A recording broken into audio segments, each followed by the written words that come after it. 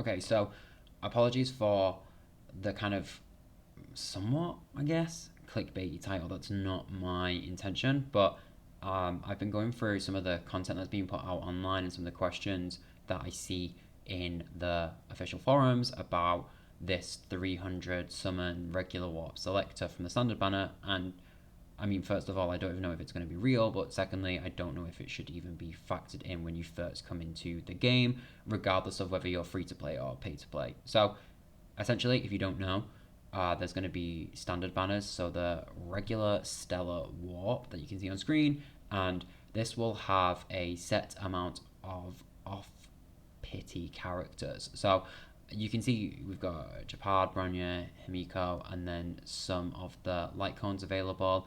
There's a ranging report in pools, but I think it's like 5 to 7 characters.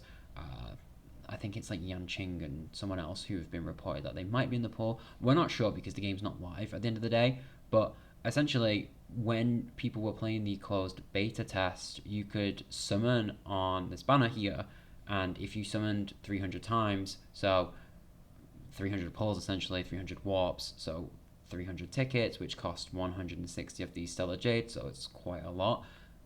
48, I don't know.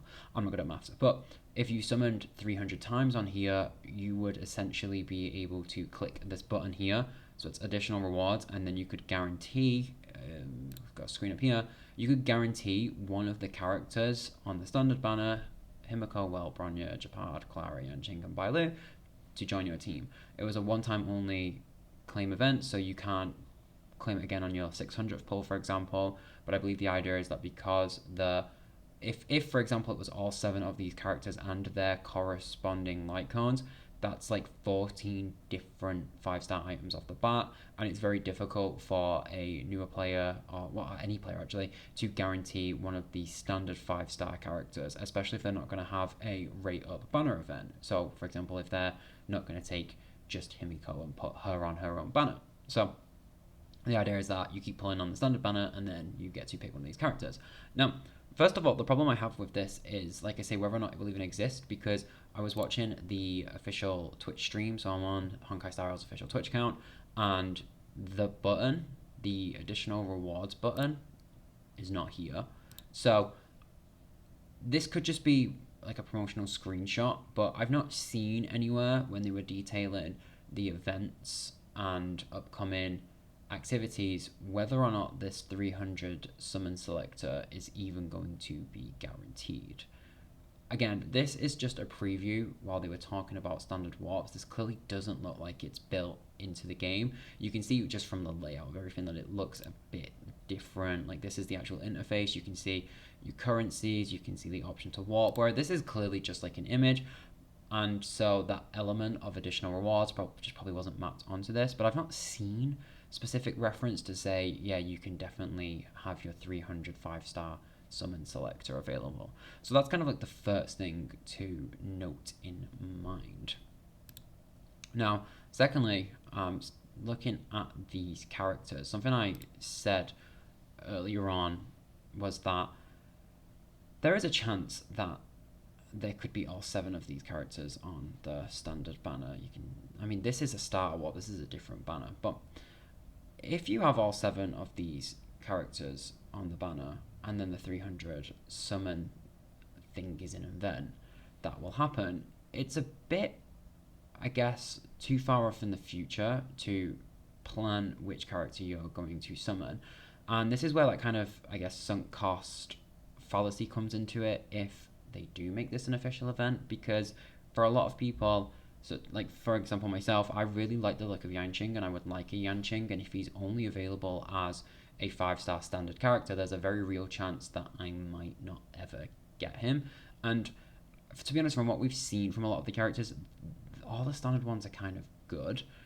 Now, there's no established, and I hate when people say like meta for like single player first person style play on your own games, but there's no like established, like, yeah, people are doing like tier rankings already, but it's jumping the gun a bit if you ask me, because we don't have all the content out, we don't know what all the future limited characters will look like, we've had very limited time in the game, so saying like, well, these are the best characters and these characters are bad because it's just a little short-sighted, because the way a game like Honkai Star Rail works is that they will actually rotate out content every patch and add in new content. So one character could be quote unquote S tier for one season, patch, whatever you want to call it, and then the next time a new event happens, they just might not be very useful.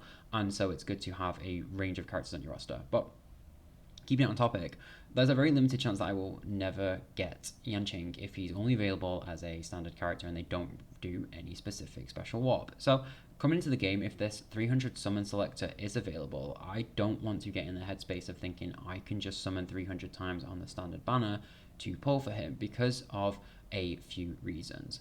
Firstly, 300 summons, like I say, is 160 Stellar Jade times by 300. There is a very, very, very limited amount of currency in games like this, because at the end of the day, their business model is based on gacha. And so I very much believe that 300 summons could take months, if not up to a year or so, if I'm basing it off of other gacha games I've played. So planning ahead for that is quite crazy, unless I am then going to commit myself to pulling specifically on the standard banner and then removing myself from being able to pull limited time event characters. Now, that's fine and all, but the reason I came on this screen is that when we first start the game, there will be a starter warp event using the 7 characters who we think will be on the regular event, and it will be a discounted time to get a 5-star character. You can see in the bottom left of the screen, 20% off for a set of 10 warps, and after the 5-star character, blah blah blah, 50 warps, cool.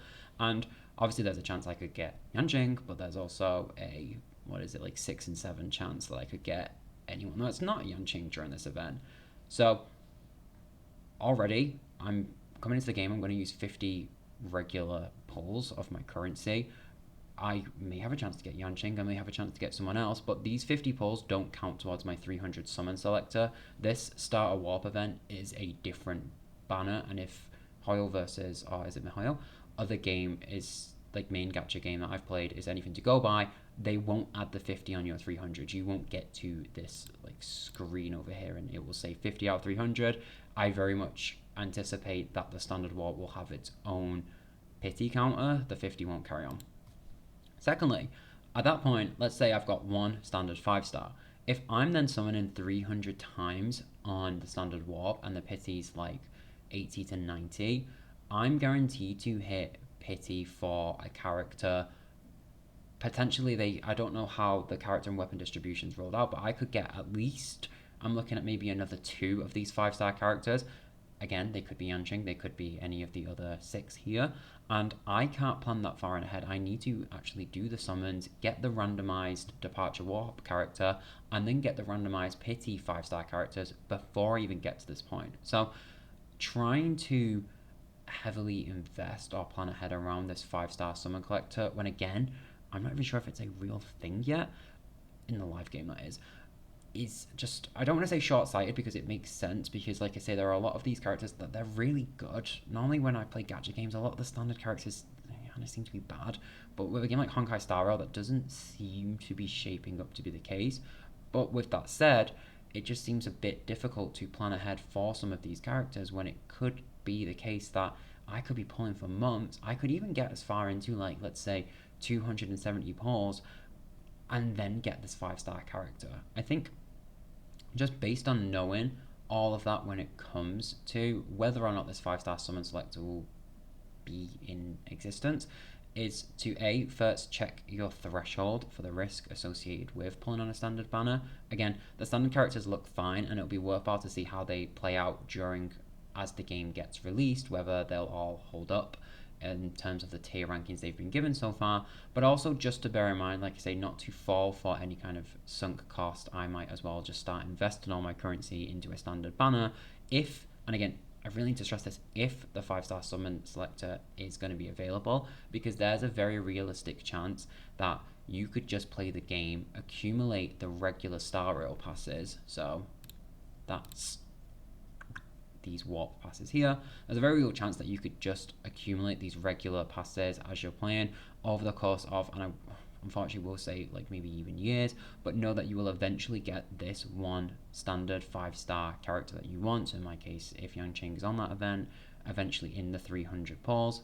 But I wouldn't necessarily, like I say, go full investment into just dumping 300 pulls into the standard warp summon selector if, again, it's a thing, because there are too many variables at play for this to become just a really big gamble that might not pay off in my favor, and I could have lost out on multiple limited time event pulls, which again also have a 50% chance to be a standard character. That then could be my Yanqing, for example, if again he's in the poll. God, there's so many caveats. I'm really sorry. It's because the game isn't fully out yet, so I can't report on everything as a guarantee. But yeah, there's a very real chance I could just come across him on my off-rate limited time event pulls while working towards characters that are, sold in a limited way because they probably have a bit of extra few features or whatever, or that I can just guarantee that that character will come home because of the way that hard pity works on limited time event characters, and just save myself the hassle of pushing 300 pulls into a banner with the on the way chance of, yeah, I might get the character, but there's equally high odds against me not getting that character. I don't know. It's just some food for thought because I don't want to see people getting too caught up in this 300 summon selector. I think it's good to kind of categorize it as a nice reward, and if it does come through as an event, even if it's permanent, you do your 300 regular warps, I think that will be a good bonus to have, like I say, factored away mentally for when I reach that point. And I might, to be honest, be tempted to, drop a temple here or there if I've got some savings or anything like that. But I don't think personally, unless I fully understand the risks and variables associated with spending 300 pulls on one 5-star character, I don't know if it's necessarily as good as it's being made out to be, especially, like I say, for those people who we're not even sure if it is going to be a thing. I think when the game goes live, just play the game, enjoy the gacha system to your own, spending threshold, for lack of better words, and just see where the game takes you. I hope this video, a bit booky in editing because it's just a screenshot, but it was the easiest way to get it done.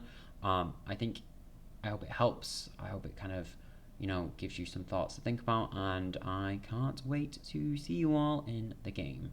Thanks, bye.